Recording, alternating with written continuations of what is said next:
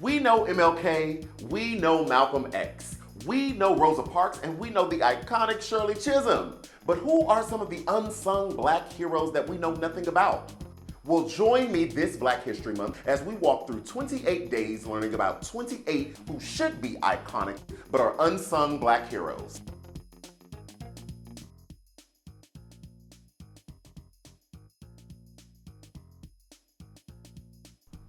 Hey everyone, it's me, Quentin R. Jiles, your host of The Q with Q. Welcome to another episode of Unsung Black Heroes. Every day this month, I am going to be introducing heroes who have not only influenced the African American community, but the world at large. Today we will be discussing our unsung auntie. You heard me right, our unsung auntie, Miss Clara Brown. Now, me personally, I always like to refer to aunties as the clutch family member. You know, the bridge over the troubled water that nieces and nephews always seem to find themselves in? They are the true GOATs and MVPs of the family. Throw uncles in there too, because I'm one of those. So I know you all are probably wondering, who is Miss Clara Brown? Clara Brown was born into slavery in the 1800s and went on to become a business owner, community leader, philanthropist, and helped former slaves free the racist Jim Crow South to resettle. Come on, sis. Our girl was bad. In fact, Miss Clara was so good at being the plug for both blacks and whites, she earned the title, quote, Angel of the Rockies, end quote. But before I go on, let's discuss a little more about her background. Clara Brown was just 9 years old when she and her mother were sold to a tobacco farmer. By the age of 18, Clara had met and married a slave by the name of Richard. They had 4 children, one of whom unfortunately drowned at the young age of 8. Clara was 35 years old when her owner, Ambrose Smith, died. His death resulted in her family being broken up and sold to the highest bidder in order to settle his estate. The dehumanization is glaring, to say the least. In this case, the highest bidder was a man by the name of George Brown, a Kentucky plantation owner. Clara moved, or was taken. Clara was taken to Kentucky and worked as a house slave until 1856 when Mr. Brown died. Now, thankfully, Mr. Brown specified in his will that upon his death, Clara would be granted her freedom. Seeking protection from the oppressive South, she immediately fled to Missouri, believing that she would be protected. I mean, after caring for someone else's kids for 20 years instead of my own and working in the degrading conditions in the South, I would have gotten out of Dodge too. So with her newly freed status, Miss Clara did what any mother would do and set out to find her daughter, Elza Jane. After searching for 3 years across Missouri, Kentucky, and Kansas, she was unable to locate Elza Jane.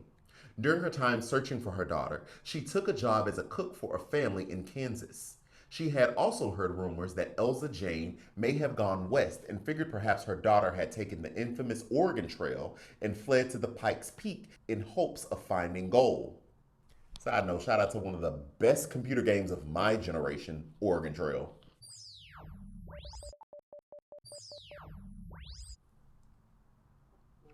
Anywho, the clever as ever Clara was ready as she had saved up enough money to get there, but due to her race, she was unable to board the stagecoach.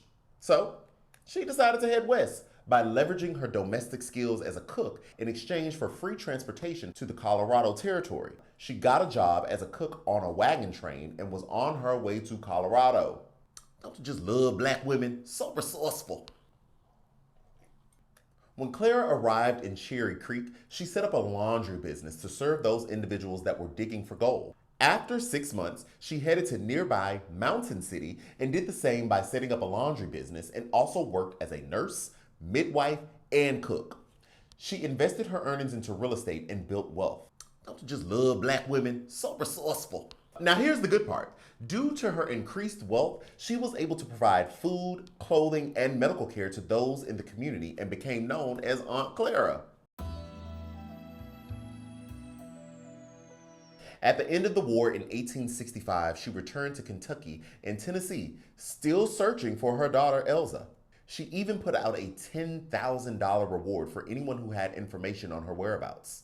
Still, she came up empty and returned back to Colorado. Her benevolence brought with her several indigent individuals in which she provided food and housing. Her community leadership and philanthropic endeavors led to Governor Pitkin's request for Clara to go to Kansas as a representative to assist Black families, aka exodusters, with relocating to Colorado.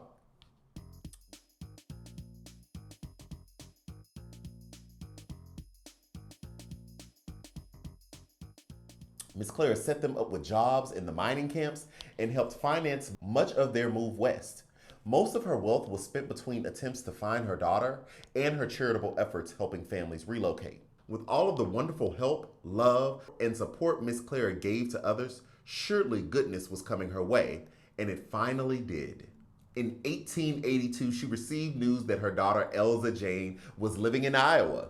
The two reunited when Miss Brown was 79 years old in 1884, and Elza Jane was 56. That same year, the Colorado Pioneer Association recognized Miss Brown and provided her with a stipend for her lifetime of good work. The following year, in 1885, she died. She was buried with honors and crowds of people came to pay their respects to their beloved auntie.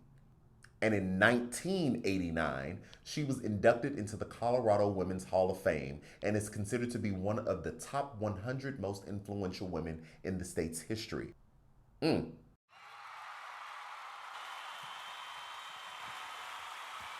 Entrepreneur, leader, philanthropist. What did Miss Clara not do?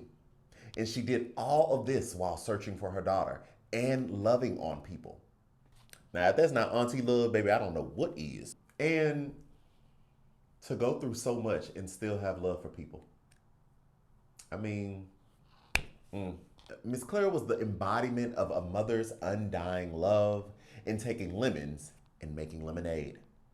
Stay tuned for more Unsung Black Heroes. Give this video a thumbs up if you learned something, subscribe for more, and hit the bell notification so that you are always first in the queue.